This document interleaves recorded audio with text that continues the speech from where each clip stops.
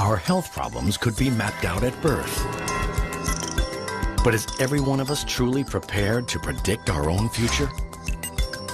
We're only scratching the surface of all the knowledge that we're going to obtain by studying the human genome.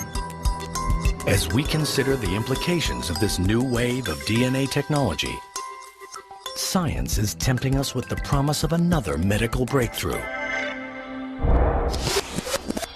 Superhuman life.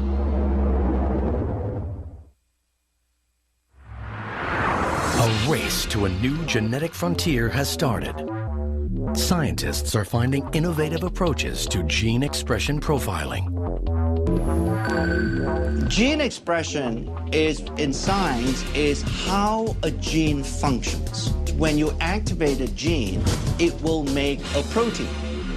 Gene expression is related to whether that particular gene is activated or inactivated, if you will, to make less protein. Academic institutions and privately funded labs are harnessing the huge potential of this science. The human genome is the book of life, and we have finally been able to understand what is written in this book of life. And these breakthroughs are powering us towards a once impossible goal: identifying the sources of aging. What we are trying to see now is whether we can actually slow down the aging process in such a way so that these age-related diseases don't happen early on. We are trying to delay the onset of these diseases as much as possible. Meet Dr. Joseph Chang.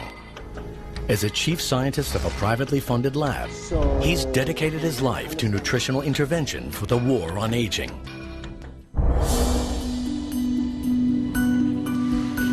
I experienced in my lifetime the death of my father about 3 years ago.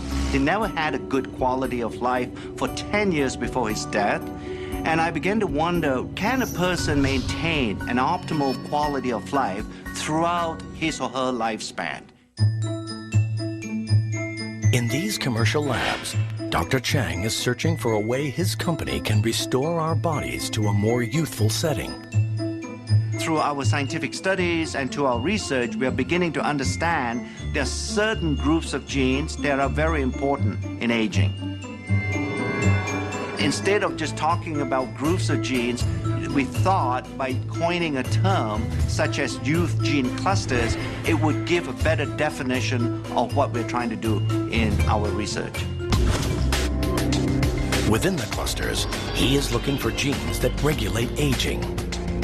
If you somehow change the gene expression profile of youth gene clusters, it has either a positive or a negative impact on biological aging. He becomes interested in youth gene clusters related to mitochondria, tiny structures in our cells. These are miniature motors that fuel our bodies, maintaining our energy levels from cradle to grave. Yeah, the mitochondria, like the battery, does drain over time. If we don't recharge the mitochondria battery, we won't have the energy needed to run the cell. And if the mitochondria doesn't function optimally, then these early signs of aging begin to appear. Advancements in science enable Dr. Chang to probe at DNA's frontier. He's trying to restore mitochondrial function using gene expression technology. So when we talk about resetting, we're not talking about structurally changing these genes. We are really resetting the activity or the gene expression profile of age-related genes.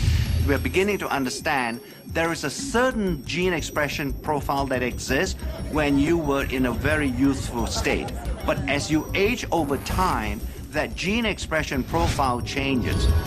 We want to make sure that a gene expression profile stays as close as possible to what you had when you were a 20-year-old. On the other side of the world, partnering with Dr. Chang at a sister lab, is Dr. Josh Zhu. He's using his knowledge of the natural world to battle aging with the most unusual of ingredients. The scientist believes that he is getting close to discovering the key to resetting mitochondrial gene expression with the help of a fungus called Cordyceps sinensis. Cordyceps sinensis is a fungal product, a natural product. It's just similar to any kind of a mushroom. But this is no ordinary fungus. In the wild, it grows on the heads of live caterpillars from a range of remote mountains in Tibet. After years of correctly formulating the right blend through a fermentation process, Dr. Zhu is ready to take Cordyceps sinensis out of the lab and begin observational studies to discover its true power. His studies have found that after taking Cordyceps sinensis, their exercise performance capability improved. Cordyceps sinensis shortened recovery period and improved cardiovascular function. Cordyceps sinensis drastically heightens endurance and energy metabolism and fights fatigue.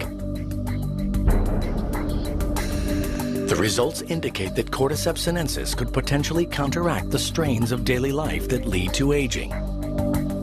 We can see a Cordyceps sinensis not really just extend the lifespan, but healthy lifespan. We proved Cordyceps sinensis is really anti-aging herb. Dr. Zhu's Cordyceps sinensis research is added to other blended ingredients to create Dr. Chang's anti-aging compound. This is the first time ever where some of these natural ingredients, by using modern scientific methods, to demonstrate that it can actually extend lifespan. Scientific experiments at academic and commercial labs show that our genes do not control our fate. Our research is beginning to reveal the reality that the aging process is most likely a symphony that is being played in the body. And in order to play that symphony extremely well, you need an orchestra of genes being somewhat cooperating with each other to make sure that the aging symphony doesn't get out of tune. Gene expression technology is revealing a path to healthier lives for all of us. But there is a catch. With the world swelling to over 7 billion people and many developing severe conditions in their later years, 2 experts are turning to mankind's closest relatives. And helping them is a tiny technological invention. In the next few decades, the world's aging population will increase like never before. It's a high-risk game with everything to play for. Can the aging process be improved? In private research labs, scientists are now working at the frontier of DNA age research. Dr. Richard Weindruck and Dr. Thomas Prola are using advances in gene expression profiling to discover how nutrients affect aging at a genetic level. There is not a lot of difference from the control. So I would be surprised if there's much of an aging. Dietary restriction has been demonstrated to produce a change in gene expression in a variety of species. When food is scarce, our bodies concentrate on conservation and become more efficient. Dr. Weindruck believes that the key to aging well lies directly in what we eat. Caloric restriction seems to be the most potent dietary intervention to slow not only aging, but really in the quality of life. Dr. Weindruck wants to conduct a long-term study on the effects of caloric restriction on gene expression in humans. But time's not on his side. This experiment would literally take a lifetime. His next best option is our cousin species with whom we share a similar genetic makeup: monkeys.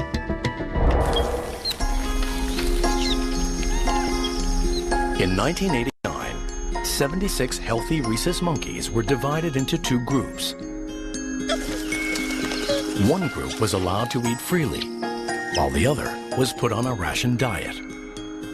The results of his research have been published in prestigious scientific journals. We gradually restricted the ones assigned to the caloric restriction group by 10% of the caloric intake for the first month, another 10% for the second month, and the third month began the final level of a 30% lowering of calorie intake. This scientific research was without guarantee of any significant results. But Dr. Weindruck persisted. Rhesus monkeys can live up to 40 years. That's a long, long time to wait to get a result for an experiment. But Dr. Weindruck and his team were determined to better understand the benefits of caloric restriction. Over the years, they monitored the monkeys and reviewed changes in health and signs of aging. After 2 decades of research, the results are stunning. The diet-controlled monkeys are healthier and living up to 20% longer. Results show that the caloric-restricted monkeys have an astonishing 3-fold decrease in age-related diseases. It's through gene expression profiling that scientists can determine how caloric restriction has improved the primate's aging. The effects of caloric restriction are clearly dramatic. Finding that these effects occur in primates and therefore most likely also occur in humans is really a major breakthrough. But there is a big obstacle. Because the research on monkeys takes so long, Dr. Prola and Dr. Weindruck decide to simultaneously work on gene expression in mice. This allows them to conduct more studies in a relatively shorter period of time. Dedicating decades of research work to a single experiment has been daunting, but now an even bigger challenge lies before them. When you think about the fact that we use a large number of animals, these numbers quickly add up to hundreds of millions of data points. The results are gathered together to create one of the world's largest aging and caloric restriction gene expression databases. With millions of genetic data points, a solution to accessing all this information is found in a single powerful database that employs cutting-edge gene chip technology. A powerful new tool in gene expression profiling. Each chip contains all 20,000 plus genes in the mouse genome. This database allows scientists to interpret their findings on a global scale. The gene chip technology is basically a way to monitor the expression of thousands of genes at once. This was the first study to use gene chips to study aging. This new technology provided a global view of gene expression activity. I think without the existence or the development of gene chip technology, we will not have tools to even begin to understand what all the genes do inside our body. They're searching for nutrients that imitate the positive effects of caloric restriction, but without restricting calories. One compound that's proving to be successful in trials is a substance found in red wine, known as resveratrol. What we're trying to do at LifeGen is to identify nutrients that have this ability of caloric restriction to change the activity of genes in a way that will slow down the aging process. So individual nutrients may have, on their own, mild effects, but when combined, we hope to find mixtures of nutrients that are going to have a much stronger effect. I like to think that one day all of us can actually die healthy.